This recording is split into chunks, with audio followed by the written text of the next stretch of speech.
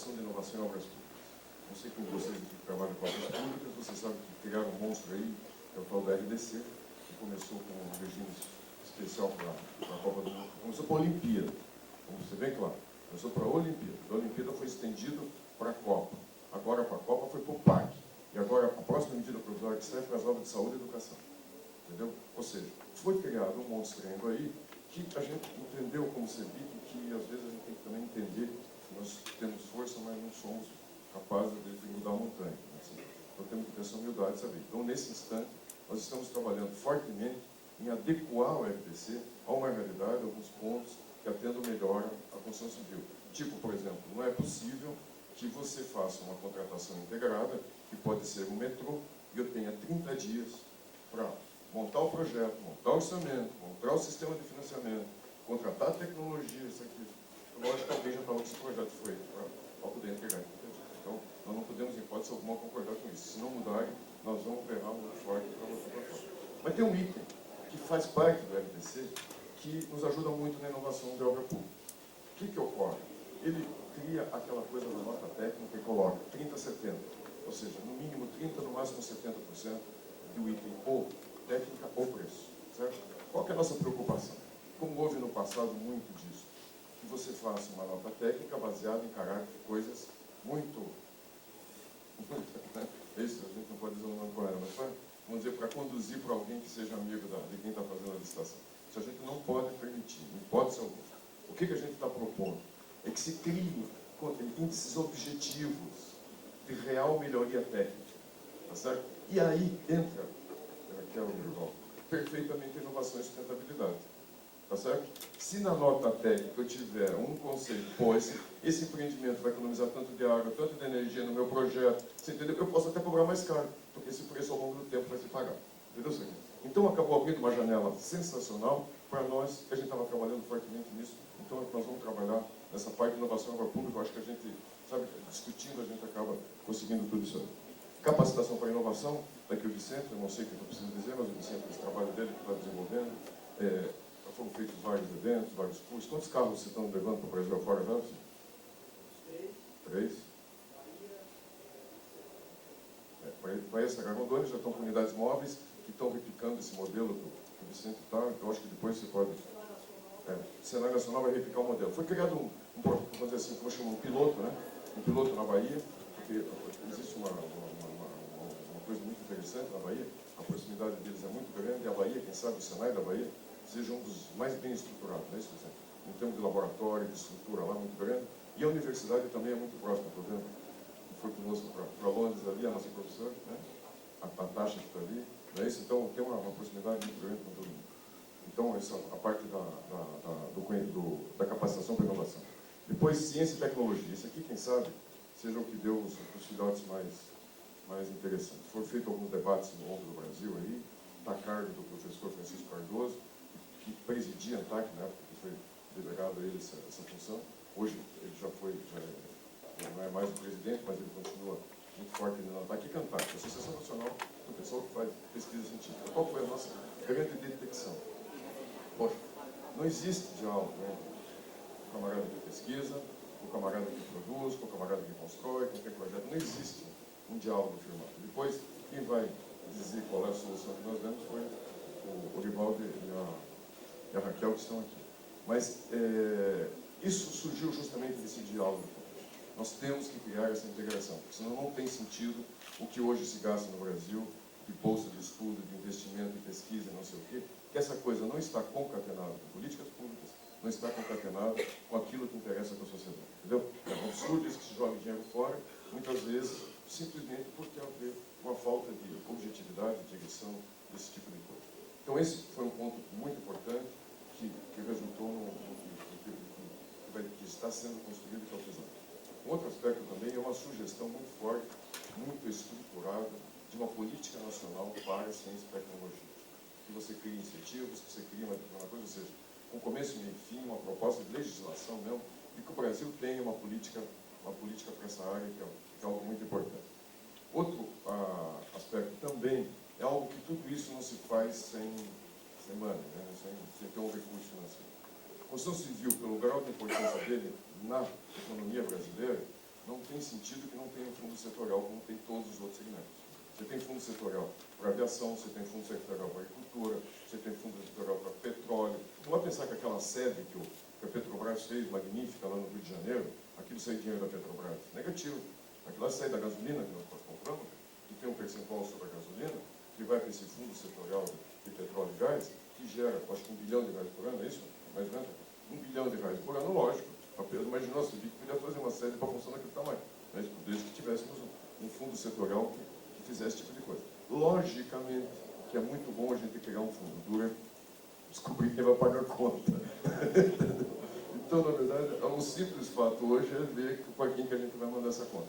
Mas já estou com umas ideias aí, quem sabe a gente consiga levar para frente. Vai sair, vai ter que sair, a gente vai ter que fazer um pouquinho de cada lado, mas eu acho que o ganho que a gente vai ter, principalmente eu digo para vocês por quê, só fazer um parênteses. Quando eu falo de tecnologia que vai dominar o mercado na sequência, o que preocupa muito a CEBIC? Na CEBIC, o perfil são de pequenas e médias empresas. Uma empresa que fatura 4 bilhões por ano, não tem problema nenhum para ela investir 100 milhões por ano em pesquisa. Tá certo? Não existe problema nenhum. Tá certo? Agora eu quero saber quem fatura 10 milhões por ano, o que adianta por 100 mil reais? Tá certo? Eu acho que isso é uma coisa que nós temos que estar também. Nós criamos instrumentos públicos que permitam a democratização dessa inovação, a democratização desse conhecimento, ou nós corremos o risco de, daqui a pouco, termos concentração de mercado. O que não é bom para o mercado, não é bom nem para os grandes, nem para o governo, nem para o particular, nem bom para ninguém.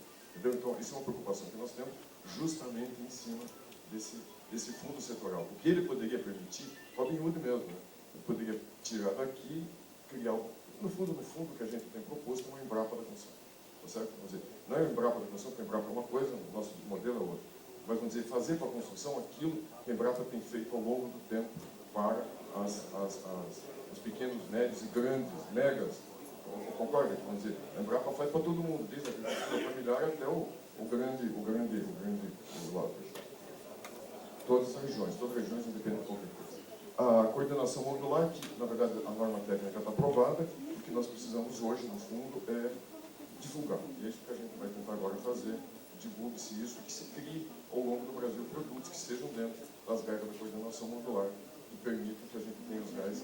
No fundo, tudo que a gente está buscando é industrialização da construção. Mas a gente está buscando tudo isso, é capacitar para buscar legislação para isso, tributação para isso, entendeu? Tudo passa por industrialização da construção. Os comitês estaduais, que eu já falei para isso aqui depois, melhor do que ninguém, pode explicar direitinho o que ele está desenvolvendo a respeito.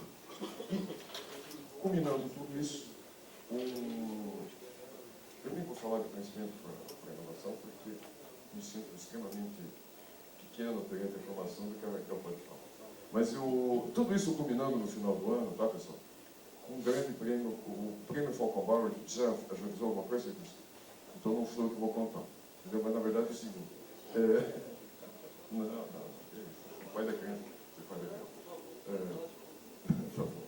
Na verdade, qual é a nossa ideia? Que tudo isso que a gente está fazendo se culmine num grande prêmio que a gente entrega. Ou seja, no fundo, o que a gente está querendo, se eu quiser avisar, mostrar para vocês amanhã qual que é as ideias que nós tivemos, é dar uma bela de uma turbinada no prêmio Falcon Bauer. Ou seja, para que ele crie um outro status, entendeu? De uma outra coisa, entendeu? Uma coisa que demonstre que vai passar por esse eu vou furar.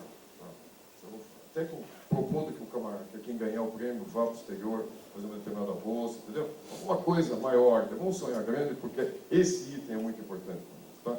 É isso que a gente tem que gastar nisso, tem que investir nisso, seja a nossa energia, o pouco recurso que a CEBIC tem que ser nessa linha. Isso aqui, o Carlos já me disse umas 10 vezes que o tempo está esgotado.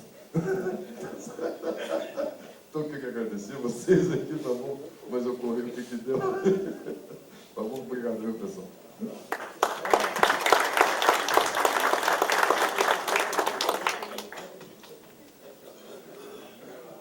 Desculpe, eu queria passar agora aqui por Orivaldo. Orivaldo é uma grata surpresa que nós conhecemos, né, Orivaldo? Por um acaso, eu tenho que contar essa. Né? Eu e o Paulo queríamos conhecer a cidade olímpica, lá em Londres. Tá?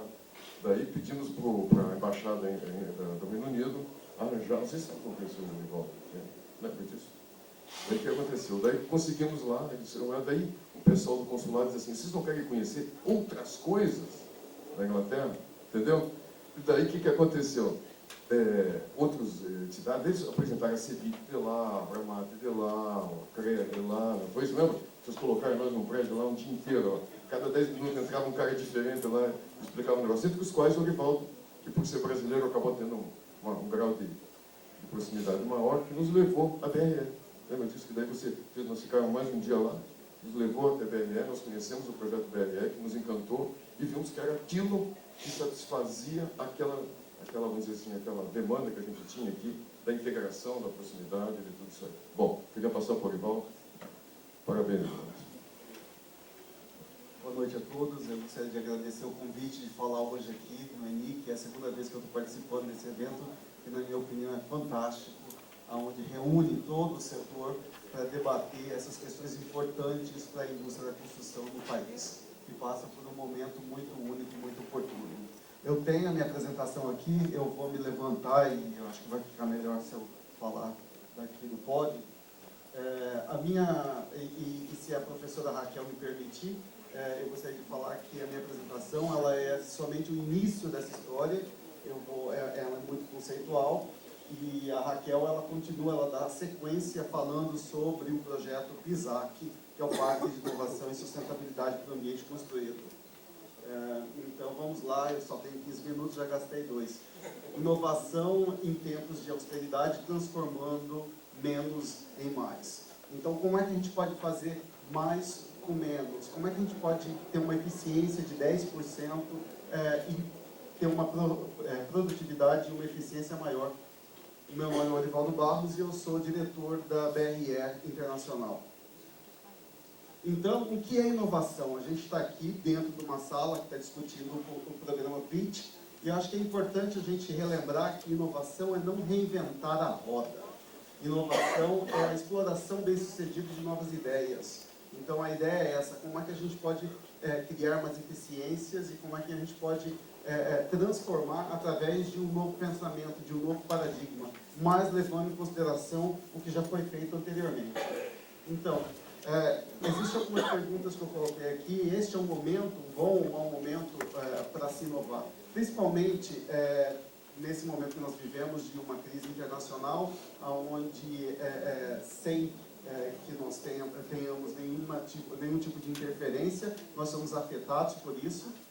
E o que impulsiona a inovação, né? O que é que faz as pessoas, ou governos, ou países, ou organizações inovar? Inovação no ambiente construído, né? Nós estamos preparados para inovar e um modelo para inovação. Então, aí eu cito alguns exemplos, como é que nós podemos atingir esses graus de inovação e também apresento o Parque de Inovação da BRE e explico um pouco, em uns 2 ou 3 slides, como é que se deu lá, alinhando políticas públicas com o setor da construção para o desenvolvimento de uma construção de soluções sustentáveis e com inovação para o setor construído, para o mundo construído. Então, eu volto, já citando Platão aqui, a necessidade é a mãe da invenção. Então, são essas necessidades que faz com que nós inovamos. E eu acho que isso é muito importante, pensar nisso como um foco de entrada dentro dessa questão da inovação. Então, o que nós podemos aprender com a história, por exemplo? No Reino Unido, nós tivemos as guerras lá na Europa e eu coloquei aqui o Keep Calm and Carry On, né? E uma das inovações que se sucederam logo após a Primeira Guerra Mundial foi exatamente a origem do BRE. O BRE, que é o Building Research Establishment, essa organização de pesquisa para o ambiente construído pela qual eu trabalho, que veio atender a uma necessidade urgente que havia de trazer novas edificações, novas moradias para os soldados, os heróis que estavam voltando da Primeira Guerra Mundial. Então essa é uma necessidade muito única, muito específica, que naquele momento existia e fez com que desencadeasse a questão da inovação no setor da construção, nesse caso, implementando, conceituando o Building Research Establishment, esse estabelecimento de pesquisa, para que pesquisa e inovação fomentasse soluções para moradias e habitações para esses soldados voltando da guerra. Eu acho que eu gosto muito desse slide aqui, porque eu acho que dentro do setor nós temos que começar a aprender a inovar com outros.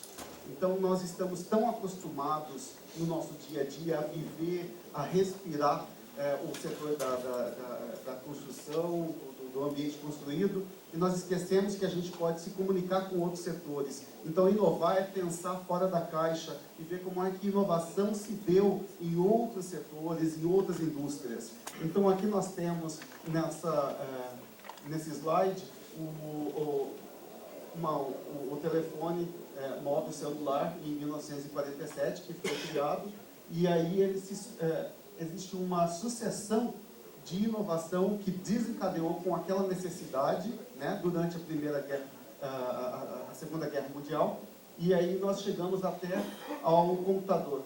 Eu acho que isso é importante, e aí dentro desse cenário nós temos hoje em dia o iCloud, né, tudo agora fica nas nuvens, porque existe uma outra necessidade que é onde é que a gente vai colocar todas essas informações que nós estamos gerando dentro desse sistema.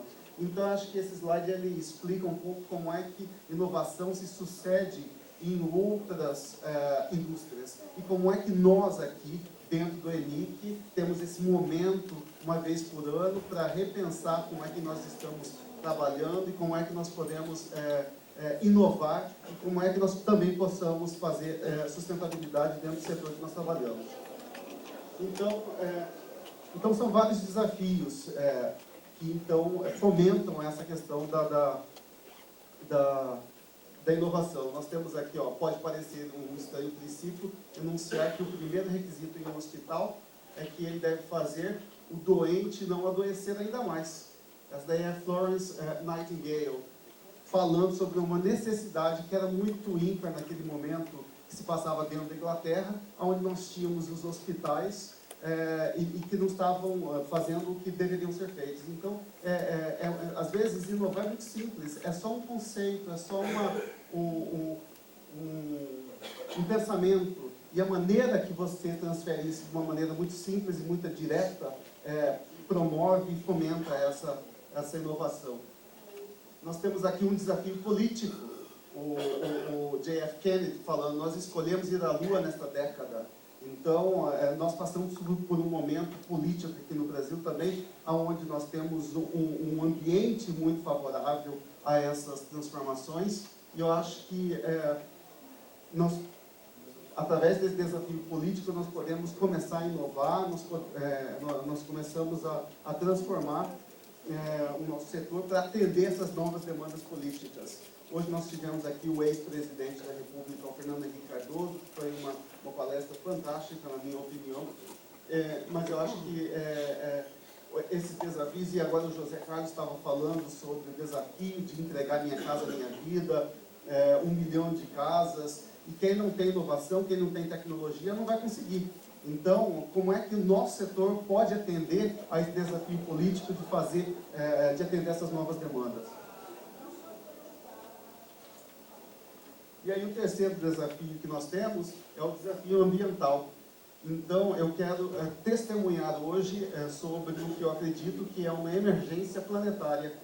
Al Gore, falando sobre mudanças climáticas, falando sobre essa questão das mudanças climáticas e do CO2, da emissão de carbono na atmosfera. Eu acho que com esses três desafios, com essas três necessidades, nós temos o que nós chamamos da sustentabilidade, que é um desafio social, um desafio econômico e um desafio ambiental. E aí, como é que o mundo construído atende a essa chave dentro dessa transformação? Então, nós passamos por um momento onde nós temos 7 bilhões de pessoas morando dentro desse planeta, né? Nós temos pessoas vivendo muito mais tempo. Uma pessoa que nasceu há 50 anos atrás, as chances dela chegar a 100 anos era de mais ou menos 3%. Hoje as chances dessa pessoa chegar a 100 anos são 40%. Então, nós estamos vivendo mais, nós estamos vivendo em cidades, nós temos essa urbanização em massa, nós temos esse movimento das pessoas saindo do campo e vivendo nas cidades, nós temos as mitigações das mudanças climáticas e a adaptação para as mudanças climáticas, que o setor da construção é importante também para atender a essas novas demandas que não têm fronteiras, né? Muitas vezes, quem emite e quem causa o problema não é realmente quem vai sofrer as consequências. E eu acho que isso é muito importante. E as nossas cidades estarão muito vulneráveis a esses problemas no futuro com relação às mudanças climáticas. Nós temos a questão da pobreza de combustível. Isso é um conceito que existe na Inglaterra, que é quando uma família gasta mais de 10% de sua renda pagando contas de utilidades, de gás, de eletricidade, e aí ela está nessa linha de pobreza. Então, como é que nós podemos reverter isso? Então, o setor tem uma responsabilidade com isso. O José Carlos estava falando agora há pouco sobre a questão da construção, mas como é que o ocupante dessa edificação, desse prédio, dessa casa, dessa moradia que nós estamos construindo, vai ser impactado por esse prédio. Nós fizemos lá dentro da BRE uma pesquisa fantástica, na minha opinião, sobre a correlação entre uma habitação de baixo, uma habitação não muito boa feita, não construída de uma maneira muito boa, e o impacto que tem na vida e na saúde do ocupante. E esse impacto também ele está inserido dentro de um contexto muito maior, que é a questão do budget do Ministério da Saúde. Então, eu acho que são essas as interações que nós temos. É aquela questão do butterfly effect, né, do efeito borboleta. Uma coisa que acontece aqui, e aí ela continua e toma uma dimensão tão grande. E eu acho que nós temos uma responsabilidade muito grande de proporcionar um ambiente construído melhor, que vai atender a todas essas demandas, as demandas de integração de tecnologias, de reequilíbrio de economias do mundo, de comunicações, de austeridade, como é que nós possamos fazer mais por menos. Então, como vocês podem ver nesses slides, são grandes mudanças, mas também muitos desafios, mas também uma oportunidade muito grande da gente fazer a coisa melhor. E é assim que nós fazemos lá dentro do Building Research Establishment. A nossa missão é construir um mundo melhor juntos, e nós fazemos isso através de inovação, de consultoria, de pesquisa, de certificação, de treinamento, e nós fazemos essa troca desse conhecimento entre a nossa indústria e os outros setores, da madeireira, do transporte, da energia renovável. Enfim, nós fazemos essa troca de uma maneira muito boa. E aí aqui nós temos alguns sistemas de como é que a gente pode integrar isso. São sistemas de energia renovável que nós possamos ter dentro do setor da construção, controles inteligentes e interconectividade. E nós temos aqui produtos a partir de resíduos ou fontes renováveis. Então, como é que a gente pode ter um impacto dentro disso tudo? Aqui nós temos um exemplo, esse lixo, esse resíduo sólido que veio das casas, eles foram transformados nessa resina,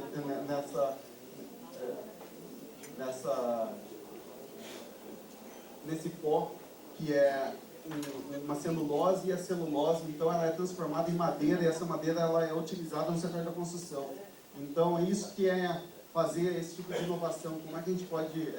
tem uma necessidade, existe uma demanda, e aí você cria essas soluções para as cidades, e aí rapidamente apresentando o parque da BRE, para o ambiente construído. Essa é a maneira que nós encontramos de inovar e de que a inovação aconteça não só na academia, que ela aconteça dentro do setor, que os senhores que trabalham e as senhoras que trabalham dentro do setor da construção possam inovar também.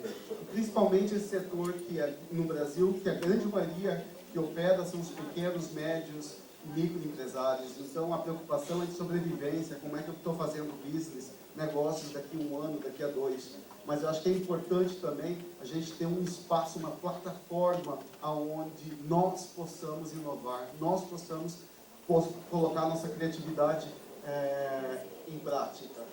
E aí, esses são exemplos, mais uma foto do parque da BRE lá.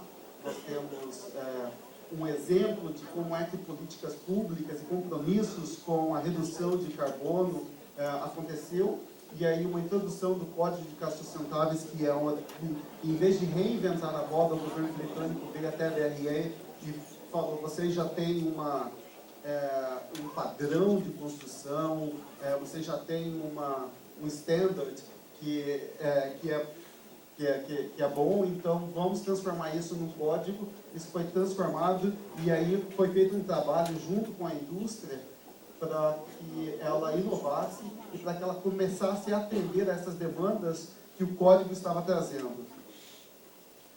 E aí nós temos, a introdução foi em 2006, com base no esquema BREEAM, que é a nossa certificação, e um grande exemplo de políticas públicas que determina prazos e milestones para as mudanças. Então, até 2016, todas as novas casas, todas as novas construções dentro do país, elas terão que ser carbono zero, nível 6 do código, e toda essa política, todo esse código, tudo isso fomentou essa mudança e fez com que o setor inovasse para que ele pudesse atender essas novas necessidades.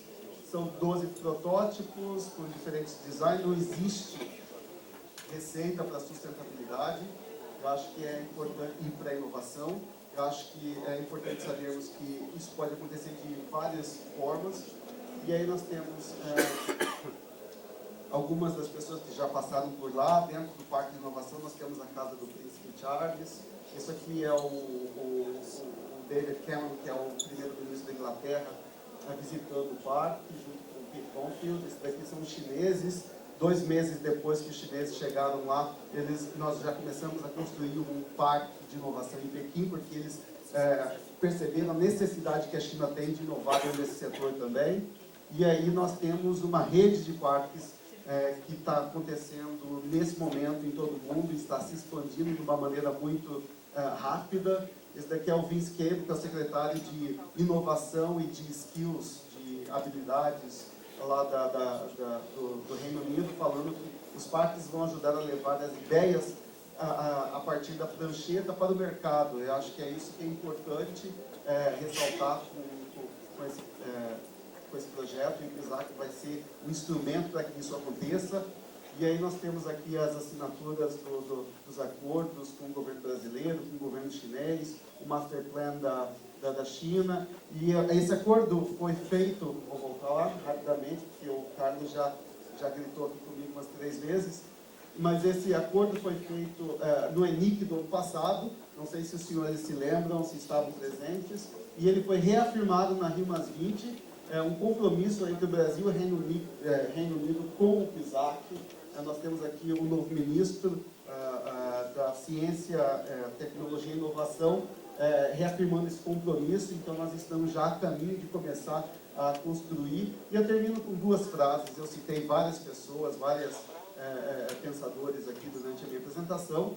E o Graham Bell: grandes descobertas e melhorias invariavelmente envolve a cooperação de muitas mentes. Então ninguém faz isso sozinho. Esse trabalho é um trabalho de cooperação entre agentes, entre instrumentos, entre ações. A Raquel vai falar muito mais articuladamente a respeito disso na apresentação dela, mas eu acho que a gente tem que sempre lembrar disso, que é um trabalho de parceria entre organizações que estão na mesma direção, trabalhando com o mesmo sentido. E aí eu termino aqui com o Stefan Safiro: antes que você possa multiplicar, você primeiro tem que aprender a dividir. E a gente está aqui pronto para dividir com vocês todo esse conhecimento, toda essa empolgação, essa paixão que a gente está fazendo esse trabalho. Obrigado por me ouvir. Qualquer pergunta, ou se tiver alguma coisa a dizer, eu vou estar disponível aqui ou depois do painel. Muito obrigado.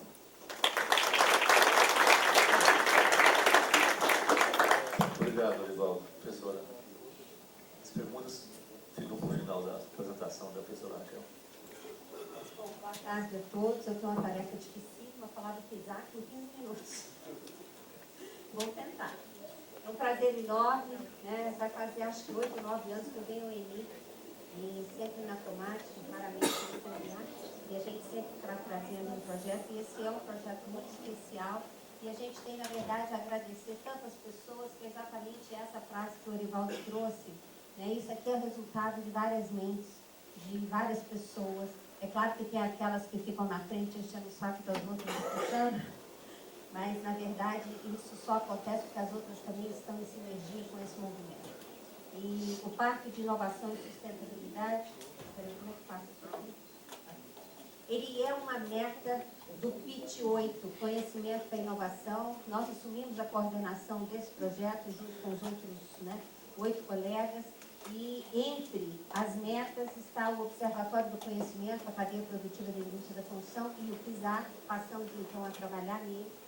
Ele é uma resposta a esse cenário que durante algumas palestras e o que já foi falado aqui fica muito claro, né, para a gente poder, na verdade, superar a questão da informalidade, da necessidade de inovação, da necessidade de introdução de métodos modernos de construção, de um melhor desempenho ambiental dessa construção, de melhor qualidade. E uma resposta de como é que a gente pode, na verdade, reverter esses pontos negativos, né? Como contribuir, na verdade, para o desenvolvimento sustentável e sustentável do Brasil. Então, ele é uma meta usada e ele, na verdade, trata de tecnologia, né, e inovação. E com tecnologia e inovação, nós teremos aqui, na verdade, daqui ao longo da tarde, algumas desses resultados foram falados.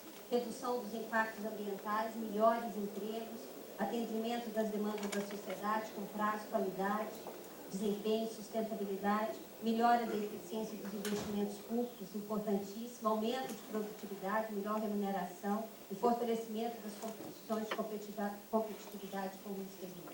Então, nós precisamos realmente investir e ter aí um comprometimento muito grande. Nós estamos preparados, o setor está preparado para inovar e absorver essas novas tecnologias? E tanto o trabalho feito pela CIVIC, quanto o trabalho que a gente vem fazendo dentro do LACIS, né? Eu sou uma estudiosa do processo de inovação da cadeia produtiva da indústria da construção, como é que a gente acelera a mudança de paradigma, como é que, na verdade, estrategicamente, a gente pode fazer com que isso se torne realidade. E a grande chave está aqui, integração. Né? Integração de agentes, integração de ações, integração de instrumentos. Integração que vai fazer com que o que o Fernando Henrique Cardoso falou hoje, que no Japão, na Alemanha, nos Estados Unidos, na Inglaterra, fazem tão bem. A indústria trabalha junto com o governo, que trabalha junto, né, com essas demandas de fato da sociedade, do setor público. Essa integração nós precisamos aprender a fazer isso. Eu sou uma professora da Universidade Federal, sou dedicação exclusiva. Vocês não imaginam o que eu tive que percorrer para chegar ao ponto onde eu cheguei e ter essa liberdade de trabalhar junto ao Sinduscom do Distrito Federal, um parceiro, né, a quem eu agradeço muito, e para trabalhar junto com a Câmara Brasileira da Indústria da Construção. Não foi simples, não foi fácil, não é. Por quê? Porque, na verdade, no Brasil, a universidade é como que para produzir, para ficar dentro da gaveta. Essa interação, essa força, né, de realmente atender e responder e ajudar empresas do setor produtivo a atenderem, né, as suas demandas, não é uma coisa muito simples. Então, o PISAC vem para aproximar centros de pesquisa. Nós precisamos criar um eixo norte-sul, né, nesse país. Nós não podemos ficar só um eixo sudeste-sul, nós precisamos criar um eixo também do centro-oeste, para o norte e para o nordeste. E nós não temos só mentes no sudeste e no sul, nós temos também mentes no centro-oeste, nós também temos mentes no norte e no nordeste. A gente precisa pôr esse povo junto trabalhando, né? Aproximar o setor público, o setor produtivo, a academia e terceiro setor de uma maneira efetiva, de uma maneira realmente compartilhada. Compatibilizar os instrumentos econômicos legais, né? Os instrumentos técnicos, de uma forma, de novo, também de maneira efetiva, para que a gente possa ajudar a construir esses 22 milhões de casas de maneira, né, que seja adequada. Estimular a disseminação de novas tecnologias para as empresas, independentemente do seu porte, não só para as grandes, mas também para as pequenas e para as médias.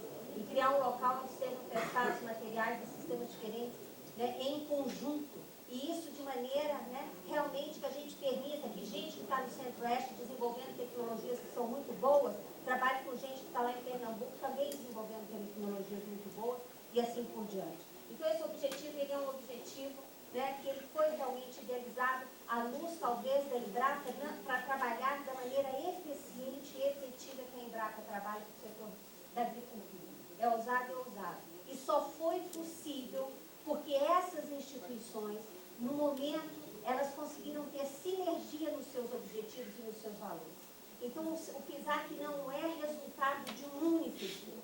Ele é resultado de todos esses que estão aqui e dos que virão a partir do momento que nós conseguirmos trazê-los para dentro, né, da nossa experiência. Então, não sairia se não tivesse a CIBIC no momento do pitch, não sairia se nós não tivéssemos a DRE no momento que estava vindo para a América do Sul, não sairia se não tivéssemos a professora Raquel vindo da Universidade de Brasília para batalhar o que ela batalhou, e não sairia se não tivesse localmente o Sinduscom, a deles e o governo do Distrito Federal. Então é muito importante a gente entender o que significa de fato a gente trabalhar em rede. A gente só consegue trabalhar em rede se a gente está disposto a compartilhar aquilo que a gente tem melhor para dar. E esse é o momento que o Brasil precisa abraçar, a cadeia produtiva da produção, ela precisa aprender a fazer isso. Trabalhar em conjunto para que a gente possa realmente dar o salto que a gente precisa. Nós precisamos sair do tijolo. Nós não podemos mais ficar no componente. Nós temos que ir para o elemento, nós temos que ir para o sistema. Nós precisamos parar de produzir lixo nesse país, resíduo industrial de precisa parar. Fazer isso de maneira, não é? De maneira, quando digo, madura, de maneira grande. Nós precisamos virar gente grande. Chega, acabou e vocês estão preparados para isso, vocês estão prontos para isso. Né? Então, o PISAC vem nesse contexto, né? Fazer a integração dessa pesquisa de mercado, descentralizar, agilizar e democratizar as tecnologias existentes de inovação, democratizar, compartilhar. Isso nós não podemos deixar isso na mão de poucos, vocês precisam ampliar o mais rápido possível. Desenvolver, testar e demonstrar métodos e tecnologias inovadoras de baixo custo e sustentáveis. Nós precisamos entender o que a gente emite de CO2. Nós precisamos comparar concreto com aço. E nós temos que fazer isso de uma maneira realmente técnica, consistente e sem medo. Nós precisamos entender o que é de fato. É um painel, né, um steel frame que vai me permitir eu emitir menos CO2 do que um sistema em concreto? Isso precisa ser feito com dados, nós precisamos ter banco de dados e nós precisamos do governo junto conosco, nós precisamos das empresas e os centros de pesquisa todos desse país, fazendo aquilo que cada um pode fazer melhor, né? E tocar inicialmente em educação de interesse social. Por quê? Porque nós temos 22 milhões de casos que nós temos que integrar nos próximos 20 anos. E precisamos fazer isso de uma maneira realmente, né, que seja boa. Rapidamente, eu não vou demorar muito, você me fala aí se eu estiver passando, mas o que então é o PISAC? O PISAC ele é um catalisador, um integrador e um gerador de inovação. Ele vai fazer isso a partir de demandas, à luz da experiência que a BRE nos traz. Então, a partir de uma demanda de política pública, ou de uma legislação, ou do mercado, ou de uma demanda específica de uma grande empresa, nós vamos catalisar aonde é que estão, né, essas melhores soluções e os melhores modelos para a gente fazer isso. E a ideia é conceber, desenvolver, testar, demonstrar e difundir inovação. Nós precisamos fechar o ciclo de inovação no país de uma maneira que a gente permita tanto criar novos patentes, novos produtos, como, né, melhorias incrementais em processos e produtos, capacidade de gestão da inovação. Hoje teve alguém, não estou me lembrando, que falou, acho que foi na Vale, não foi na Vale, algum outro falou, nós não sabemos o que é de fato gestão, a dimensão da gestão. E a gestão da inovação, ela não é uma coisa simples, ela não é uma coisa trivial, né? E melhores práticas, normas e padrões de excelência, né? Então esse é o que a gente vai produzir. Então o modelo padrão é, a partir de uma demanda, o setor produtivo, né, o setor público, fundos internacionais, iniciativa privada, porque nós temos que lembrar que nós vamos trabalhar com esse grupo de parques que a BRE nos traz. A BRE hoje tem 9 centros de excelência na Inglaterra. Nós vamos trabalhar em parceria com esses 9 centros de excelência na Inglaterra e vamos trabalhar com os centros de excelência que a gente vai produzir também no Brasil e na América Latina. A partir disso, a gente trabalha a integração de agentes e soluções, também considerando a rede de pesquisa que é possível, né? Considerando o setor produtivo, consumidores e soluções de fusão e gestão. Então, esse é, na verdade, o modelo básico. Alguns exemplos disso, um que o Orivaldo nos deu, é que a partir da política do governo britânico de redução do CO2, a BRE criou o Código de Casas Sustentáveis, engajaram e prepararam o setor produtivo para isso, e a partir, né, disso foram feitas várias soluções, várias inovações, né, que são essas que o PAC, na verdade, da BRE demonstra. Quer dizer, uma coisa que a gente precisa pensar é o seguinte: em 1960, a indústria inglesa tinha exatamente o mesmo discurso que nós ouvimos aqui hoje.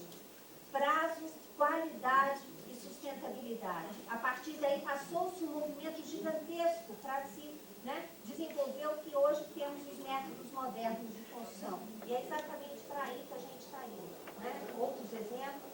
Um outro modelo, esse modelo aplicado no Brasil poderia nos trazer sustentabilidade e aprimoramento e qualidade de custos. Um outro exemplo é o Cup House, que surgiu a partir de uma chamada específica para desenvolver um protótipo específico, né, que seria, né, de colaboração de pequenas e médias empresas para quê? Uma edificação que pudesse ser utilizada em momentos de desastre, em momentos de, né, de socorro, em algumas áreas de grandes necessidades. Foi uma empresa de uma pessoa só, na época, que desenvolveu esse protótipo que gerou depois a Clubhouse, que hoje é uma casa que está no parque, desenvolvida, né, a partir daquele pequeno protótipo, e que nos deu uma série de soluções, né, sustentáveis, de desempenho ambiental, rápidas de serem construídas e esteticamente de um valor muito alto. Esse exemplo, por exemplo, aplicações para, né, no Brasil, poderia ser, também a gente poderia desenvolver, e chegando aqui em sistemas pré-fabricados. Né? Então, a gente precisa aprender o que é esse sistema pré-fabricado. A gente precisa aprender a fazer isso. Isso nos daria uma situação, né, 2 milhões de metros cúbicos de areia retirados da natureza. 167 mil caminhões trafegando né, nas nossas cidades. 612 mil toneladas de cimento, 867 mil toneladas de cal, 840 milhões nos custos de obra. Quer dizer, isso precisa mudar, né? A gente precisa sair desse patamar. E menores contas de água e de energia, né? Que é outro patamar. Esse foi um exemplo que foi feito na BRE, uma casa antiga, né, da família britânica, que gastava em torno de 1.500 libras nas contas de energia e gás por ano, passou-se a gastar, né, muito menos do que isso.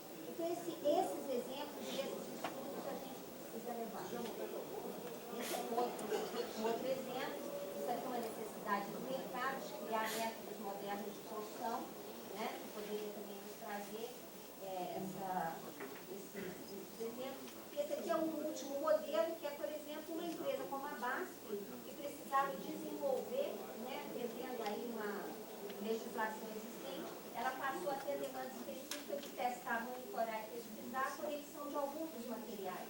Né? E essa daqui é um outro modelo que a gente também vai poder desenvolver dentro do PISA. Enfim, eu acho que o que é importante entendermos é que nós temos realmente que trabalhar agentes, ações cinéticas e instrumentos. Nós vamos fazer isso por meio de roadshows, que serão, né, iniciados agora em agosto. Vamos envolver fabricantes, construtoras, academias, setor público. Nós vamos estruturar redes virtuais de pesquisas. O observatório da cadeia produtiva da indústria da construção, que ele já está sendo, né, agora nós já integramos todas as universidades federais do Centro-Oeste. Começamos pelo Centro-Oeste, que estavam mais próximos de nós, mas nós vamos fazer isso do Norte, Nordeste, Sul e Sudeste. Todas as universidades federais serão inclusas, para que a gente possa, né, saber quem está fazendo o que e onde, especificamente com relação à indústria da construção, porque nós precisamos trazer essas excelências para dentro do centro. E nós precisamos realmente ampliar o nosso eixo, né? Como eu disse, nós também precisamos criar um eixo centro-oeste, norte e nordeste. E organizar as necessidades e objetivos de pesquisa integrados por meio de projetos. PISAC, ele está dentro do campus da Faculdade Mendes Gama. Nós começamos com essa área, já ganhamos mais essa, porque por uma exigência do governo britânico, nós temos que criar um centro, né, de tecnologias, né, low carbon, de baixo carbono. E o Sinduscon do Distrito Federal está nos ajudando e nós vamos agora incorporar mais essa área, uma área de Murundu, mas a gente quer integrá-la não para construir, mas para a gente poder também pesquisar como é que essa interação pode se dar. Essa é uma tarefa que o Júlio, né, está com ela para nos ajudar, junto ao governo do Distrito Federal. E por que a gente então vai investir no PISAC? Quando eu falo nós, eu estou falando todos nós que estamos envolvidos com esse projeto. Porque, na verdade, otimizando o investimento mais rapidamente, nós vamos poder atender essas demandas sociais. Nós vamos melhorar soluções de mobilidade, de habitação, de educação, de saúde, de convivência, de lazer e trabalho. Né? Nós precisamos também ir, né, ao encontro de soluções de cidades mais sustentáveis. O que, de fato, isso significa, né, dentro da nossa realidade. Um dos exemplos, né, que nós esperamos: redução de consumos de recursos naturais, geração de resíduos e emissões de CO2, otimização do investimento público, 72,5 bilhões de Minha Casa Minha Vida nos próximos 3 anos. Isso precisa acontecer, e isso precisa acontecer de uma maneira responsável.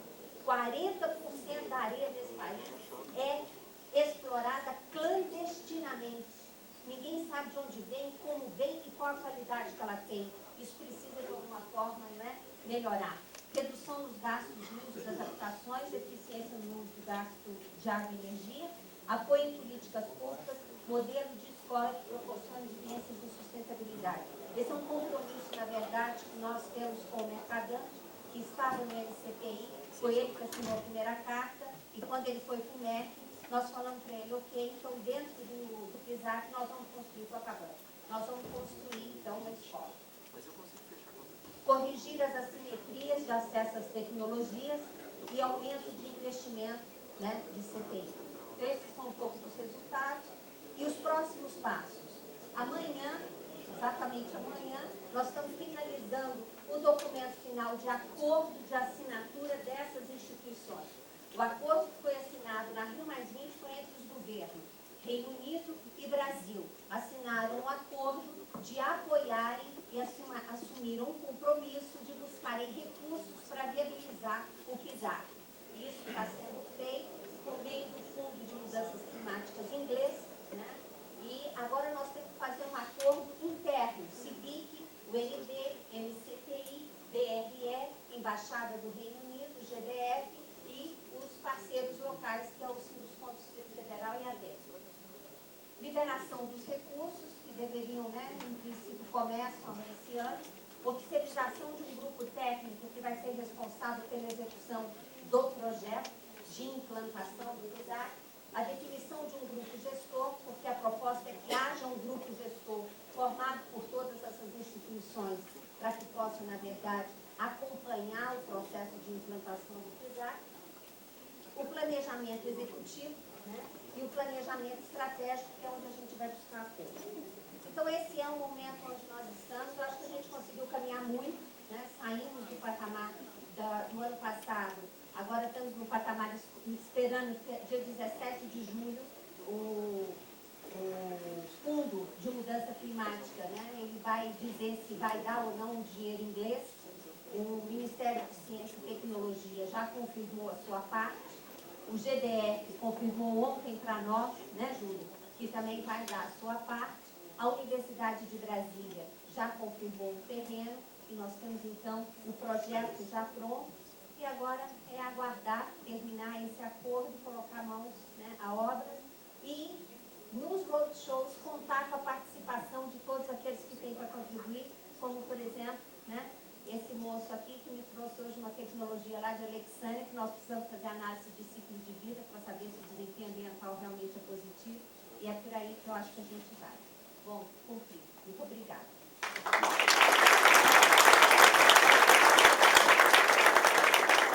Obrigado, professora Raquel. Antes de passar as perguntas, passar para o Júlio fazer essas considerações. fazer um comentário com relação às novas tecnologias que o Zé Carlos colocou e o próprio Diosaldo. Na entrada do novo governo Brasília, em 2011, nós deparamos, logicamente, com uma promessa do governo de que seriam feitas 100 mil unidades. Durante os primeiros 6 meses, trabalhou-se muito na parte de projeto, e até porque Brasília tem uma particularidade muito grande da dificuldade do terreno. E as empresas de lá realmente procuram muito a parte de inovação tecnológica, mas sempre voltada para os prédios maiores verticais. E fomos surpreendidos que o secretário nos chamou e falou: olha, vamos fazer essas 100 mil unidades e eu sinto que o mercado de vocês não estão preparados para isso. E nós tivemos que rebolar, hoje tem 16.500 unidades licitadas, com mais 12 mil em licitação, e as empresas tiveram que correr atrás das novas tecnologias para se construir dentro de um prazo bem mais curto e, logicamente, adaptado ao material e à mão de obra local. Então, é aquele negócio, nós não podemos esperar o assunto chegar na gente, né? Vamos procurar a gente ir atrás da tecnologia.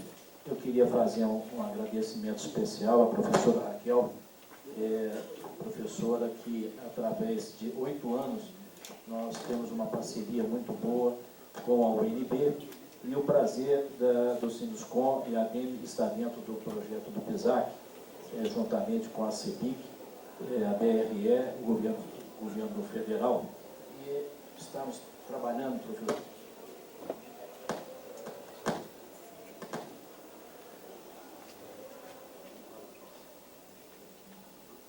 Estamos trabalhando para que realmente a gente possa ajudá-lo no processo dos recursos, como a senhora colocou, e informar também que o Sinduscom e a ADEME estará trabalhando um protótipo da área e que, se Deus quiser, em breve estaremos trazendo o resultado para o INPE.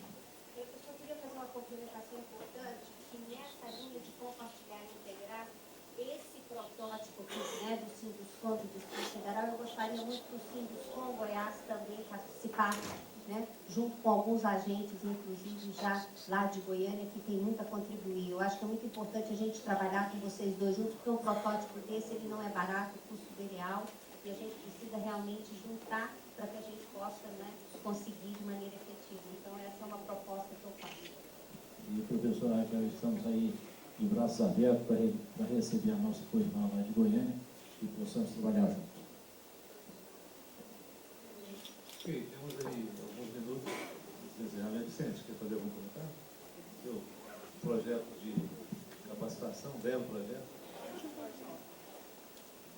Só um comentário rápido, já que Zé Carlos citou aqui as escolas móveis, eu só quero colocar de que isso é uma das ações. As ações são várias, são muitas.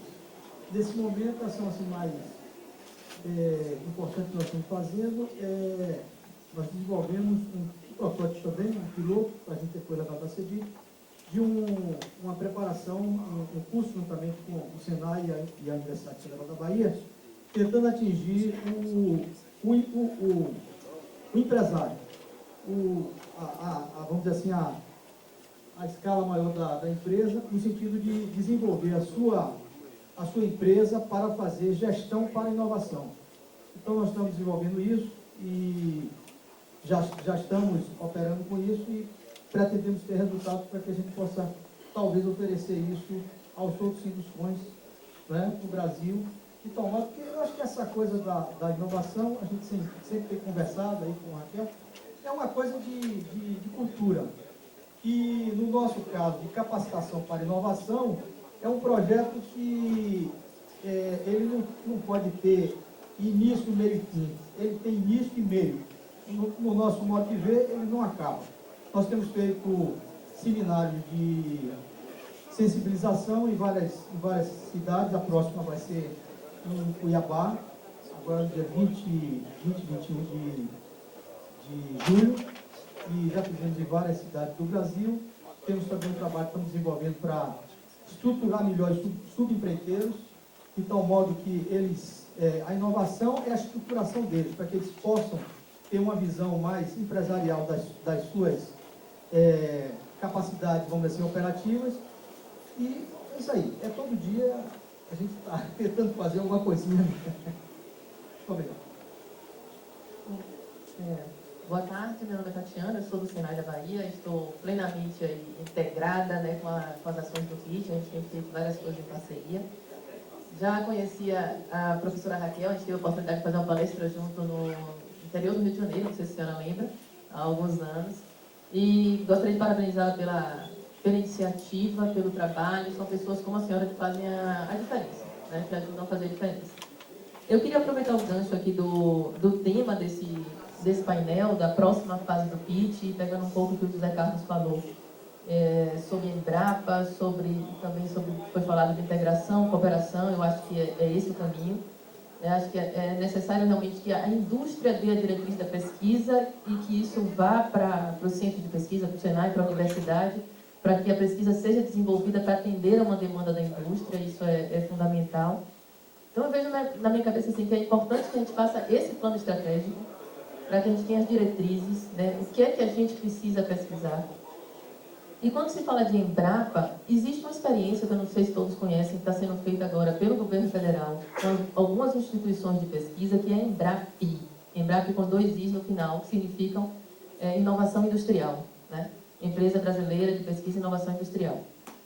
A ideia, a princípio, não é uma empresa constituída como a Embrapa, mas é utilizar a infraestrutura que já existe em centros de pesquisa de referência. Hoje são 3 licenciados no Brasil, o INT no Rio de Janeiro, o IPT em São Paulo e o Senai Cimatec na Bahia, cada um com linhas de pesquisa específicas, e há um recurso, né, para investimentos em inovação, onde o governo arca com 1/3 do valor, a empresa com 1/3 do valor e o Instituto de Pesquisa com 1/3 do valor, né, da pesquisa. Então, existe isso está sendo testado, e talvez esse modelo, que é para a indústria e a construção civil está inserida e pode utilizar desse modelo, mas talvez algo mais específico para o nosso setor, né, talvez uma proposta de um modelo mais específico para o nosso setor seja algo bem interessante.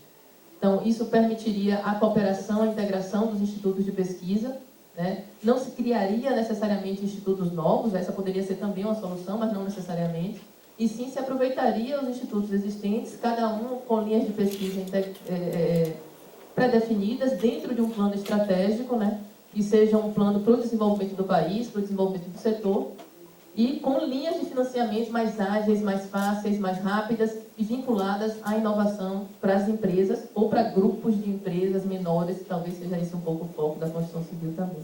Então, na verdade, eu não tenho nenhuma pergunta específica para fazer, mas era essa colocação assim, dizer que teve um painel que a professora Raquel colocou, que tinha uma série de elos, né, que estariam integrados nesse projeto, e se tinha um espaço vazio. Se quiser preencher como Senai lá, a gente está à disposição.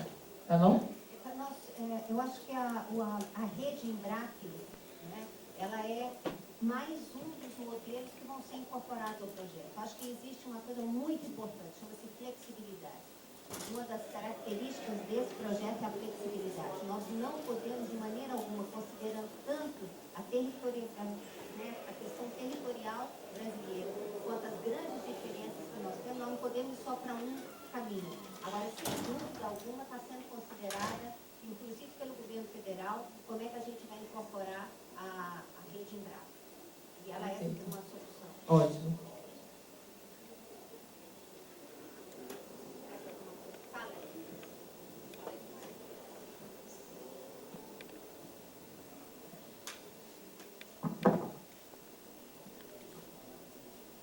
Antes de mais nada, eu queria congratular essa iniciativa. Eu acho de importância capital nesse momento do desenvolvimento do Brasil. Realmente, nós estamos lidando com a questão toda de pesquisa e desenvolvimento. Esse setor sempre foi muito fraco nessa área. E a academia, sobretudo no Rio de Janeiro e São Paulo, ela ficou muito isolada do mercado. Nós trabalhamos no mercado, a gente sabe como a academia estava isolada nesse processo todo. Eu acho que essa oportunidade que se abre hoje é muito bem-vinda, e nós, na ADEME do Rio de Janeiro, queremos nos associar a essa iniciativa, porque está na hora de a gente começar a mudar a cultura da construção. A cultura do setor é muito atrasada. Hoje, de novo, Fernando Henrique Cardoso citou várias joias de pensamento Uma delas é a dificuldade de mudar a cultura. A cultura não se muda de um dia para o outro. Ela necessita, na realidade, de casos, de best practices, ou seja, de cases, para poder se pautar na inovação e criatividade e novos tempos. Eu congratulo vocês por essa iniciativa e nós estamos no Rio de Janeiro dispostos a colaborar com ela. Maravilha. Mais algum questionamento? Aurivaldo, qualquer hora, né, senhora? O tempo é muito curto para a gente debater, para a gente conversar sobre esse tema que é tão importante. Então, nós temos a possibilidade de um convite que fica feito aqui, se vocês quiserem debater mais. Nós estaremos, Raquel, eu e outras pessoas em Cuiabá, na Edificar, que é um movimento feito dentro do Sinoscom Mato Grosso, trazendo a questão da sustentabilidade, trazendo a questão da inovação para dentro do setor lá. E nós estaremos em julho, entre os dias 19, 20, 21 e 22, lá no Mato Grosso. Então, se vocês quiserem passar calor lá na minha terra, comigo, e debater inovação e sustentabilidade, fica um convite aqui e eu espero reencontrá-los lá. Essa terra é Londres, Aurivaldo, não é mais lá não. Já era. Mudou, Já é Londres. Já era. Esqueceu? Já era a terra dele hoje é lá em Oxford. Mas deixa eu só rapidamente aproveitar que isso é uma coisa muito interessante. A Edificar, ela foi concebida até um pouquinho antes do ENIC. E o pessoal, né, o Cesário, com a equipe deles, os parceiros locais, eles fizeram uma proposta do painel, que inclusive a gente até brinquei, falei assim, olha, esse Vic pegou todo o painel do cenário e trouxe para cá. Mas, na verdade, isso foi muito positivo, isso é muito positivo, porque o que demonstra? Demonstra que começa a haver essa sinergia, que é a sinergia que nós precisamos realmente que haja entre as instituições. Então, é só realmente para reforçar o convite e dizer que a gente começa a falar uma linguagem meio única, e isso é muito importante para a gente está tentando fazer. Não, é que em relação a essa surpresa com essas novidades mencionadas, eu gostaria de saber como é que seria feita a transferência da tecnologia que poderia ser desenvolvida no sistema para as empresas. De que forma? Uma vez que o investimento teria que ser estatal e ficaria meio estranho para transferir o fruto desse investimento para as empresas. O dinheiro é estatal para a viabilização do parque. Os protótipos é que serão a ferramenta para a transferência de tecnologia. Então, por exemplo, vou te dar um exemplo. Vamos supor, eu tenho aqui a demanda de construir, né, ou de desenvolver habitações de interesse social com determinadas características que nos atendam em termos de qualidade, de prazo, sustentabilidade, etc, etc. Então, o que a gente pode fazer? Um exemplo, Sinduscom Goiás, único Sinduscom do Distrito Federal, empresas de Goiás, único empresas do Distrito Federal, né, unem com universidades ou de Brasília, ou de Goiânia, ou ambas, desenvolvem, né, essa tecnologia, essa metodologia e buscam recursos para construir este protótipo. Esse protótipo vai ser testado, monitorado dentro do parque e vai poder ser visitado. E essas empresas que participaram desse protótipo, que pagaram, na verdade, investiram por esse protótipo, eles absorvem essa tecnologia. Se for uma tecnologia patenteável, ou seja, se for uma tecnologia que não possa, de fato, ser disseminada de maneira aberta, ela vai ser patenteada e fica na mão dessas empresas. Se não, se for um sistema construtivo que foi simplesmente desenvolvido, mas que não é patenteado, ele vai ser disseminado para todo o setor. Então, na verdade, essa disseminação ela vai ser feita por meio dos protótipos que serão desenvolvidos dentro do parque, a partir de critérios que vão ser acordados no momento que se decidir investir nesses protótipos. Agora, por exemplo, a BASF, ela precisa de desenvolver uma resina, porque ela precisa colocar essa resina numa tecnologia dela. Ela vai lá e investe, aí essa tecnologia é só dela. Eu não vou poder disseminar porque foi ela que só que investiu. Então, vão ser diferentes modelos. Poderão ter também tecnologias que serão desenvolvidas com recursos do governo, do FINEP ou de algum outro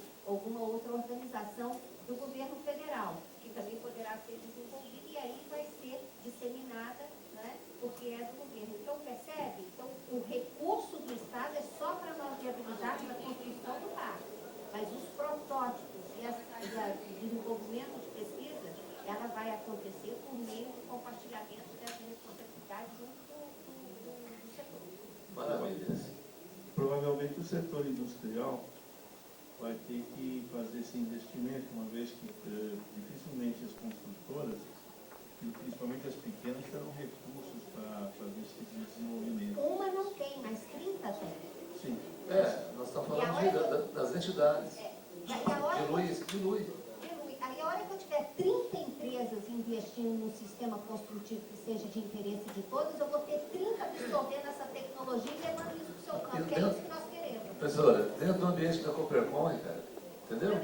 Dentro do ambiente da Coopercom, nós já criamos toda lá. Cadê o presidente da Coopercom? Nós já criamos toda a estrutura para ganhar escala. Senhores, eu acho que nós aqui encerramos esse dia de hoje. Acho que caminhamos. O Orivaldo, muito obrigado. Aquela semente está aí, professora, parabéns. Né? E o Júlio, nosso irmãozinho aqui do Distrito Federal, Vicente, que Deus nos ilumine, que continue a nos iluminar. Está protegendo. Até amanhã.